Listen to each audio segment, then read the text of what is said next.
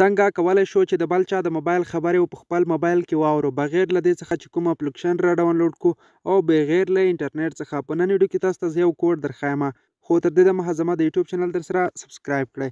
دوستان تاسو به راشئ خپل د موبایل ډایل پیډ دغه د موبایل ډایل پیډ به راخلاص کړئ او دلته به راشئ یو کوډ به ډایل کړئ سټار هشت، البته صرف سټار شپږ اوه سټار او دلته به تاسو هغه نمبر ورکړئ.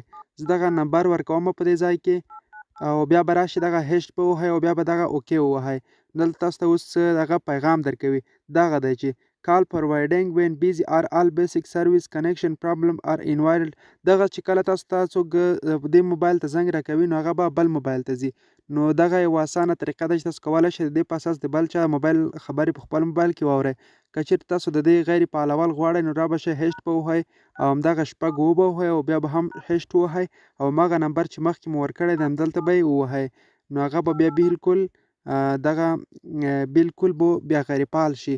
دوستانو دغه ویډیو زما د یوټیوب چینل نوی دی، که چېرته تاسو دغه نور معلومات غواړئ نو زما دغه یوټیوب چینل در سره سبسکرایب کړئ. تر بیا بل ویډیو مو په پاک الله سپارم. هر چیرې چې یاست په دعاګانو کې مات ساتئ. د الله په امان.